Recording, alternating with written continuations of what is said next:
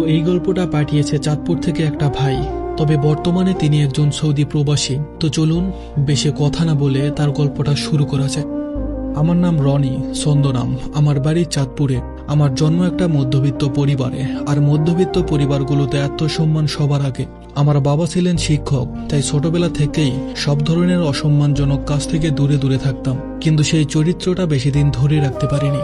SSC পরীক্ষার পরপরই আমার পড়াশোনায় অনীহা চলে আসে। ছাত্র হিসাবে আমি ভালোই ছিলাম, কিন্তু আরবি মুখস্থ হতো না। আর শুরুতে বাবা, তারপর শিক্ষকদের জবরদস্তির জন্য মাদ্রাসায় পড়তে হয়েছিল। এসএসসি পরীক্ষা অবধি জীবন ভালোই ছিল, কিন্তু তারপর জীবন মোড় নিল উল্টো দিকে। তখন রবি সার্কেল নামের একটা মেসেজ অপশন ছিল, যেখানে মেসেজের মাধ্যমে অপরিচিত মানুষদের সাথে কথা বলা যেত। একদিন ফাতেমা নামে একটা মেয়ের মেসেজ আসলো, আমি রিপ্লাই করলাম, কথা হলো অনেক দিন। এরপর একদিন মেয়ের সাথে দেখা করতে গেলাম, কিন্তু আমার প্ল্যান করা ঠিকানায় গিয়ে দেখি আমার ছোট আপুর বান্ধবী ফাতেমা। আমি শুরুতে বুঝতে না পারলেও পরে বুঝেছিলাম ফাতেমা ছিল আমার সিনিয়র। যাই হোক, সেদিন গল্পটা সেখানেই শেষ। আমি আর কখনো কথা বলিনি ওনার সাথে। সময়ের সাথে সাথে আমি আমার অবস্থান ভুলে বিভিন্ন মেয়েদের সাথে কথা বলতে শুরু করি। কারোর সাথে 2 মাস, কারোর সাথে 1 মাস, ইভেন এমনও রিলেশন ছিল যা শুধুমাত্র 3 দিনের ছিল। এভাবে রিলেশন করতে করতে 22টা রিলেশন করে ফেলি আমি, একটা গেলে আরেকটা, এভাবেই অভ্যস্ত ছিলাম। কিন্তু 22 নম্বর প্রেমিকার সাথে ব্রেকআপ হওয়ার অনেকদিন পর আমার আর রিলেশনে যাওয়া হয়নি। তো হঠাৎ একদিন আমার ফ্রেন্ড আমাকে বলল, ঢাকা থেকে নাকি একটা মেয়ে এসেছে, তার নাম ইরা, অনেক সুন্দর, আর অনেক ছেলে তার পিছু নিয়েছে, কিন্তু সফল হচ্ছে না কেউ। পরে আমার ফ্রেন্ড আমার সাথে বাজি ধরলো, মেয়েটাকে পটাতে পারলে গ্রিল চিকেন খাওয়াবে। খাওয়াটা জরুরি না হলেও বাজিটা আমার ব্যক্তিত্বে লাগে। আমি রাজি হয়ে গেলাম। পরের দিন ওর কল পেয়ে আমি বাড়ি থেকে বের হলাম মেয়েটাকে দেখতে। ওদের বাড়ির সামনে পুকুরে মাছ ধরতেছিল। ওকে দেখার পর আমার মনে হলো, এত সুন্দর মেয়ে আমি মিডিয়া ছাড়া বাস্তব জীবনে খুব কম দেখেছি। আমি হা করে তাকিয়েছিলাম ওর দিকে। বিষয়টা কয়েকজন খেয়াল করেন, সাথে ইরাও। আমি তখন অস্বস্তি অনুভব করলাম এবং সেখান থেকে চলে আসলাম। মনে মনে ভাবলাম, এই বাজিটা হয়তো আমার জেতা হবে না। তখন ছিল ডিসেম্বর মাস। প্রতি বছর এই সময়টাতে বিলের মধ্যে ক্রিকেটের মাঠ বানানো হতো, আর ওদের বাড়ির সামনেই ছিল আমাদের ক্রিকেট খেলার মাঠ। পরের দিন আমরা খেলতে গেলাম। খেলা শেষ করে আমি আর আমিন, মানে আমার ফ্রেন্ড, ফ্রেশ হয়ে আবার মাঠের পাশেই বসেছিলাম, আর বাকিরা সবাই চলে গেছে। হঠাৎ দেখলাম ইরাও তার ছোট বোন আর সাথে একটা পিচ্চি, ওরা আমাদের দিকেই আসতেছে। ইরার পরনে ছিল নীল একটা ড্রেস। আমার মনে হলো বিলের পথ ধরে একটা পরী হেঁটে আসছে। আমি গতকালের কথা চিন্তা করে চুপ করে সেখান থেকে চলে আসতে লাগলাম। কিছু দূর আসার পর পিছন থেকে আমার ফ্রেন্ড আমিন আমাকে ডেকে বলল, বন্ধু, ওদের নিয়ে একটু পাশের বাড়িতে যেতে হবে, ওরা একা একা যেতে ভয় পাচ্ছে। ইরা আর আমিন আগে থেকেই পরিচিত ছিল, আমি শুধু সেই দিন প্রথম দেখেছিলাম। ও বলল, তুই আর আমি নিয়ে যাই, চল। আর কথাগুলো ওদের সামনে বলাতে আমিও না করতে পারলাম না। হেঁটে হেঁটে যাচ্ছিলাম। কিছুটা চলার পর ইরা আমার বাবার নাম ধরে বলল, আপনি ওই স্যারের ছেলে না? আমি অবাক হয়ে জিজ্ঞেস করলাম, আপনি চিনেন আমাকে?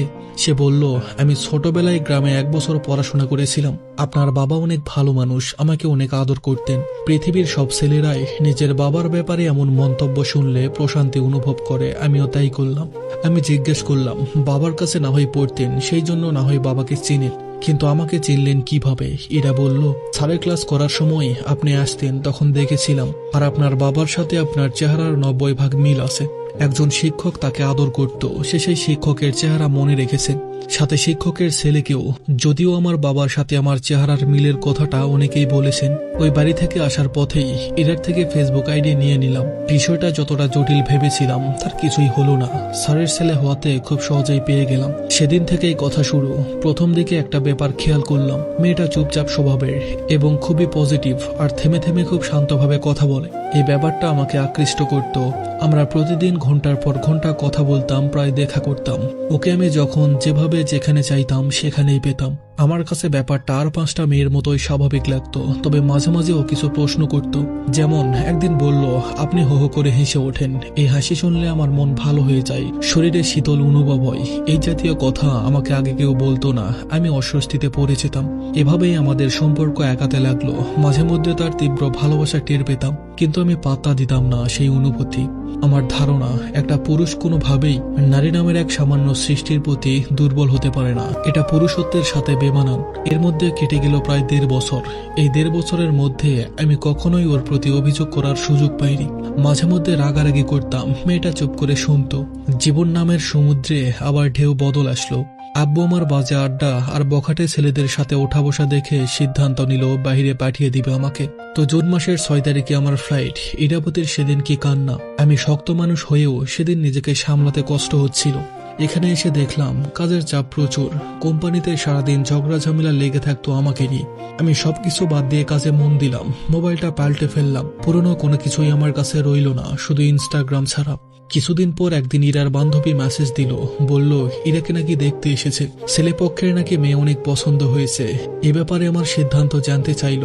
আমি সোজা বলে দিলাম আমার কোনো আগ্রহ নেই, ওকে বলে দাও বিয়ে করে নিতে। আমি আমার নতুন জীবন শুরু করলাম, কোনো পিছুটান রাখলাম না। কিন্তু আমার জীবন তার দেওয়া উপহারের অবমাননা সহ্য করল না। মাস চারেক পর আমি ধীরে ধীরে ইরার সকল কথাগুলো মিস করতে লাগলাম। প্রথম দিকে মিস করাটা সামান্য হলেও সময়ের সাথে সাথে বুকের মধ্যে তীব্র ব্যথা অনুভব হতো। শুধু ওর কণ্ঠটা একবার শোনার জন্য ব্যাকুলতা কাজ করত। তাড়াহুড়া করে ইনস্টাগ্রামে ওর বান্ধবীকে নক দিতে গিয়ে দেখি সেই অ্যাকাউন্টটা আর ব্যবহার করে না কেউ। আমার মস্তিষ্কে কিরকম পোকা ঢুকে গেল যা আমার মগজ গলিয়ে দিচ্ছিল। বুকের মধ্যে সমুদ্রের ঢেউয়ের মতো কি যেন আসতে পড়তো, বুক কেঁপে উঠতো, সাথে আমিও। বন্ধু আমিনকে কল দিলাম কোনো সাহায্যের আশায়, কিন্তু আমিনও বাইরে চলে গেছে। কোনো রাস্তা নেই আমার ইরাবতীর কণ্ঠ শোনার। এই প্রথমবারের মতো জীবনের কাছে অসহায় হয়ে যাচ্ছে আমি। সারাক্ষণ ইরার ঠান্ডা শীতল কথাগুলো কানে বাজতে শুরু করে। একদিন ইরা আমাকে বলেছিল, আপনি আমাকে মন থেকে চান না? যদি কোনোদিন আমাকে মন থেকে চান আর পুরো দুনিয়া আমার বিপক্ষে থাকে, আমি নির্দ্বিধায় আপনার হাত ধরে চলে যাব। আমার ইচ্ছে করলো বলতে, ইরা আজকে আমি তোমাকে চাই, মনের গভীর থেকে চাই। দুনিয়ার সমস্ত বাধা ভেঙে একবার শুধু আমার কাছে আসো। বিশ্বাস করেন আমি কখনোই দুর্বল মনের মানুষ ছিলাম না, কিন্তু ওর কথা মনে আসতে মনে হতো কামারের গরম করা লোহার টুকরো কেউ আমার বুকের মধ্যে গেঁথে দিচ্ছে। তীব্র যন্ত্রণা হতো আমার, মরণ যন্ত্রণা। আমি বুঝতে পারিনি আমার অজান্তেই ইরাবতী আমার মন, ধ্যান, আমার সবটুকু জায়গা দখল করে নিয়েছে। আফসোস হতে লাগলো আমার, কি করলাম আমি? গোলাপের মতো একটা মেয়েকে আমি অপবিত্র করেছি, অপমান করেছি, কত গালাগালি করতাম। মেয়েটা চুপ করে সব সহ্য করত। জানেন, যখন ও আমার পাশে থাকতো আমি ক্লান্তি ভুলে যেতাম। ওর থেমে থেমে বলা কথাগুলো আমার মনের গহীনে গিয়ে লাগতো, কিন্তু আমি সেই অনুভূতিটা পাত্তা দিতাম না। ভাবতাম বুকে সমস্যা আছে, হয়তো প্রেসার কমে গেছে। আমি অন্ধকারের মধ্যে ছিলাম, অহংকারে নিজের ভালোবাসাটা দেখিনি। হেরে গেলাম সব দিক থেকে, সব অহংকার ভেঙে ইরাকে পেতে চাইলাম। রাত হলেই ওর সাথে কাটানোর সময়গুলো বড় পর্দার মতো সামনে ভেসে উঠত। অনুভব হতো প্রচন্ড ব্যথা যার কোনো বিশ্লেষণ নেই। প্রায় 8 মাস পরে কিছুটা স্বাভাবিক হলাম। জবটা নিয়ে আবার টানাপোড়া। নতুন ব্যথা নিতে পারবো না ভেবে রিজাইন দিয়ে অন্য একটা জব নিলাম। সেখানেও সমস্যা ছিল। তারপর বাড়ি চলে গেলাম। পুরনো বন্ধু বান্ধব পেয়ে সময় ভালোই যাচ্ছিল। একদিন আম্বুর নাম্বার থেকে ইমো ডাউনলোড করি। তারপরের দিন কিভাবে জানি একটা নোটিফিকেশন আসলো, ইরার আম্মুর ইমো অ্যাড হয়েছে। সাথে সাথেই আমি কল দিলাম আন্টিকে, কিন্তু কলটা ইরাই রিসিভ করলো। হ্যালো বলাতে আমি থ হয়ে রইলাম। ভেসে আসলো সেই পুরনো কণ্ঠস্বর, যে কণ্ঠ শোনার জন্য আমার কান তৃষ্ণার্ত কাকের মতো ছটফট করছিল। আমি কেমন আছো জিজ্ঞেস করতেই আমাকে চিনে ফেললো। সেদিন অনেকক্ষণ কথা হয়েছিল। ভেবেছিলাম আমার প্রতি ওর অনেক অভিমান থাকবে, কিন্তু তার হলো না। শুধু এতটুকুই বলেছিল আমি কেন ওর সাথে টাইম পাস করেছিলাম। আমি তো জানতাম ও কেমন মেয়ে, তারপরেও কেন? ওর কথার উত্তর আমার কাছে ছিল না। বলতে পারিনি, ইরাবতী আমি তোমাকে পাহাড় সমান ভালোবাসি। আমি ওর সাথে দেখা করতে চাইলাম। এরা শুরুর দিক থেকেই আমাকে নিষেধ করতে পারতো না। আমি ওর বাসার দিকে যাচ্ছিলাম, কিন্তু রাস্তা ভুলে গেছি। এরা মোবাইলে আমাকে রাস্তা বলে দিচ্ছে। ওর কল আর কথায় বোঝা যাচ্ছে অপেক্ষার প্রহর শুধু আমাকে না, আমার ইরাবতীকেও যন্ত্রণা দিচ্ছে। অবশেষে বাসা খুঁজে পেলাম। আমার বুকে এরা শক্ত করে জড়িয়ে ধরে আছে। আমার মনে পড়ল একদিন এরা কোনো একটা গায়ে হলুদের অনুষ্ঠানে গিয়েছিল। আমি গ্রামেই ছিলাম। আমার সাথে কথা বলার একটা সময়ও বলল, আপনাকে অনেক মিস করতেছি, খুব দেখা করতে ইচ্ছে করছে। আমি বললাম, তুমি শুধু একবার বলো আসো, দেখো আমি তোমার সামনে হাজির হয়ে যাব। ও বলল, এখন তো রাত 9টা বাজে, কিভাবে সম্ভব? কিন্তু আমার জীবনে তখন অসম্ভব বলে কিছুই ছিল না। আমি আম্মুকে মিথ্যা কথা বলে তৎক্ষণাৎ ঢাকার দিকে রওনা হলাম। ফ্রেন্ডকে আগে থেকে বলে রাখলাম বাইক রেডি রাখতে। 12টার দিকে ঢাকায় এসে বাইক নিয়ে চলে গেলাম সেই গায়ে হলুদের অনুষ্ঠানে। অনুষ্ঠান ছিল ছাদে। আমি নিচে এসে কল দিলাম, বললাম নিচে দেখো। ও ছাদ থেকে দেখে এক দৌড়ে নিচে এসে আমাকে জড়িয়ে ধরে। আমি অবাক হয়ে চারিপাশে দেখতে লাগলাম। মানুষগুলো তাকিয়েছিল। ওর কানে কানে আমি বললাম, মানুষ দেখতেছে আমাদের। ও লজ্জা পেয়ে সরে গেল। মনে হলো মাত্রই সিনেমার শুটিং এর একাংশ দেখলো মানুষ। এরা আমার জন্য পছন্দের রান্না করেছে। আমি খাওয়া দাওয়া শেষ করে অনুভব করলাম ইরার চুলের ঘ্রাণ সে আগের মতোই আছে, ভোর 5টা অবধি আমার বুকের মধ্যেই ছিল। যখন আমাদের সম্পর্ক ছিল এরা অভিযোগ করত আমি নাকি ওকে আদর করি না, কখনো বাইরে ঘুরতে নিয়ে যাই না, মুগ্ধ হয়ে নাকি ওর কপালে চুমু দিই না। এবার সব করলাম, আমার অস্তিত্বের সবটুকু দিয়ে ভালোবাসলাম। পৃথিবীর সমস্ত মায়া মুখে মাখা মেয়েটা জানে না তার অভাবে কিভাবে ছটফট করি আমি, কতটা কান্না করেছি। একদিন আম্মার কোলে শুয়ে বলেছিলাম, জানো আম্মা, আমার জীবনে একটা মেয়ে এসেছিল যে হুবহু তোমার মতো শান্ত, ভদ্র আর পজিটিভ। আম্মা জানতে চাইলো কে মেয়েটা। আমি আম্মাকে সবকিছু বললাম। আম্মা বলল, বাবা, ভালোবাসলে মানুষকে মহৎ হতে হয়, ছোট মন নিয়ে কখনো ভালোবাসা হয় না। মেয়েটা এখন অন্যের বউ, সেখান থেকে ডিভোর্স করিয়ে আনলে তোর হয়তো ওকে পাওয়া হবে, কিন্তু ভালোবাসাটা থাকবে না। একটা ঘর ভেঙে কাউকে নিয়ে আসা পাপের কাজ। এরপর একদিন না একদিন সবাই এটাকে অনেক কথা শোনাবে, তখন ওর ভালোবাসা বদলে যাবে। তুই একদিন ওকে ছোট করে দেখা শুরু করবি, সব ভালোবাসা কষ্টের রূপ নিবে। আসলে যেদিন ওর বান্ধবী আমাকে মেসেজ দিয়েছিল তার কিছুদিন পরেই ইরার বিয়ে হয়ে যায়। আমার কথা শুনে আমি মহৎ হওয়ার সিদ্ধান্ত নিলাম। শুনেছি ইরার হাজবেন্ড ওকে নাকি পাগলের মতো ভালোবাসে। আমি সেই ভালোবাসার লম্বা আয়ু কামনা করলাম। আমি আমার প্রায়শ্চিত্ত মাথা পেতে নিলাম। আমি এয়ারপোর্টে দাঁড়িয়ে ইরা কোলে কান্না করতেছে।